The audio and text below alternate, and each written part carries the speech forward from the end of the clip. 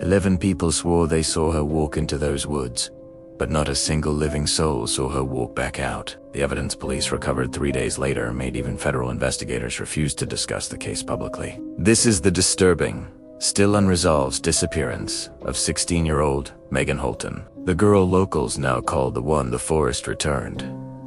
The story begins in the fall of 1997 in rugged, rural Sullivan County, Pennsylvania. Here, dense, state-protected forest surrounds the old mining towns like a wall of ancient, breathing timber. Locals say that at dusk, the air turns unnaturally still, as if even the wind is afraid to move. On the day it happened, the air was crisp, the leaves were turning rust-red, and a group of 12 students were getting ready for a supervised school hiking trip through Ridgetop State Forest. It was a routine field excursion, something the school did every year for biology credit. But what makes this case so different is that Megan wasn't just lost. She seemed to be answering something. We have a VHS recording from that day, taken by a volunteer chaperone named Marie Danvers. In the footage, Megan is first seen standing with the group. She's quiet but calm. Her hair is neatly parted. Her backpack is secured. But she keeps glancing toward the dark tree line, as Duke says, listening to a voice too soft for anyone else to hear. Then, at the 28-minute mark of the tape, she does something strange. She tilts her head at a disturbing angle, slightly behind her shoulder, as if someone or something is whispering just inches from her ear. When asked about it later, every single student described the same detail. She didn't look startled. She looked like she was being spoken to. Records show the group stopped for lunch at exactly 11:42 a.m. While most of the students sat on fallen logs to eat, Megan slowly approached the start of a narrow deer trail. Rangers later confirmed this trail wasn't on any official park map. It's at this moment the VHS camera picks up an audio anomaly. Later, transcripts describe it as a layered, low-frequency, harmonic pattern, resembling slowed breath, combined with distant throat singing. Immediately after this strange sound, Megan whispers a single word, barely audible. Down. Then, she calmly steps over a moss-covered log and walks into the forest. She doesn't turn, she doesn't speak again, and she doesn't speed up.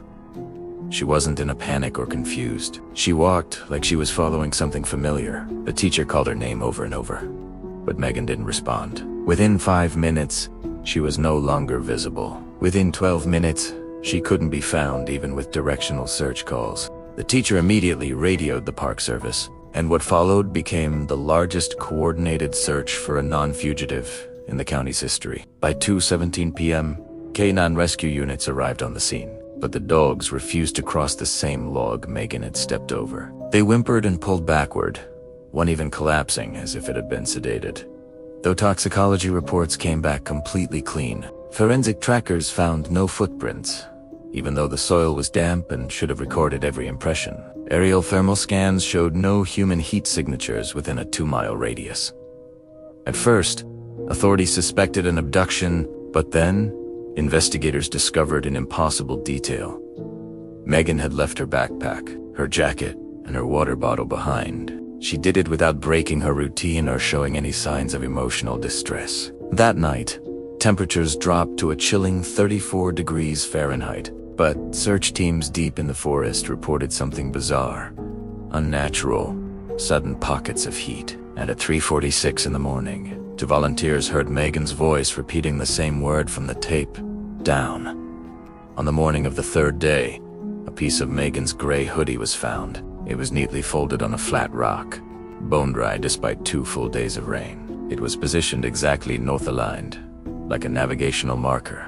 Beside it were 4 smooth river stones. Each one measured 94 degrees Fahrenheit, even though their surroundings were only 38 degrees. This suggested they had been in recent contact with body heat. Soon after, the FBI joined the operation, claiming public safety interests. But years later, leaked invoices confirmed they brought in mass cadaver cave mapping equipment, technology normally reserved for major disaster zones.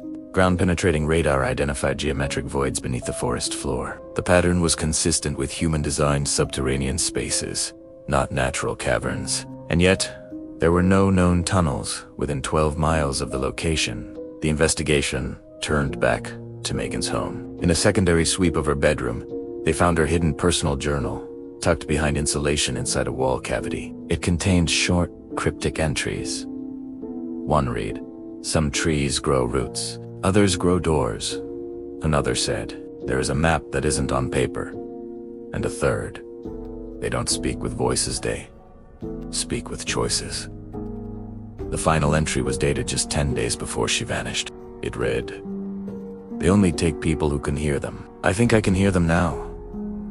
Exactly 6 days after she disappeared, a thermal drone picked up a vertical, human-shaped heat signature. It was standing perfectly still in the exact area where she was last seen. Within 6 minutes of a ground team responding, there was no physical trace left. The only thing they found was one of Megan's missing person posters, wedged upright into the bark of a tree, 10 feet above the ground. The strange parts.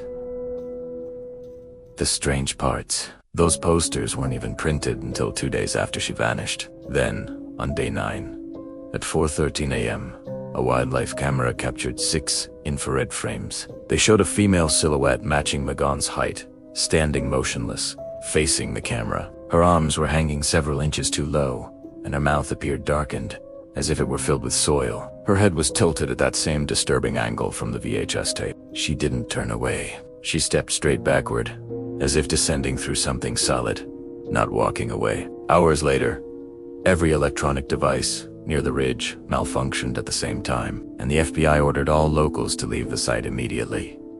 The official file was eventually closed. It labels Megan as presumed deceased, environmental exposure.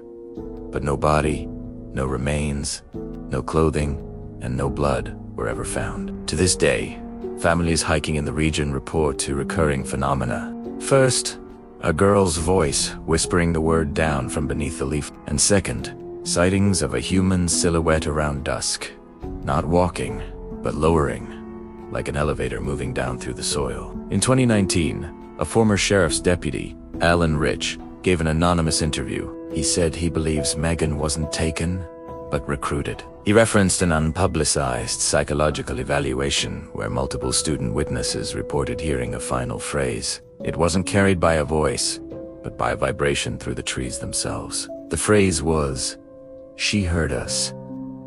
Today, local rangers refuse to patrol ridgetop forest after sunset, and hikers who brave the trails are warned never to respond to sounds that resemble human voices coming from underground. Because whatever Megan heard, whatever led her into those trees, and whatever called itself us, it might still be listening for someone else who can hear it. Thanks for watching. If you found this story as chilling as I did, make sure to like and subscribe for more deep dives into the unknown. Stay safe.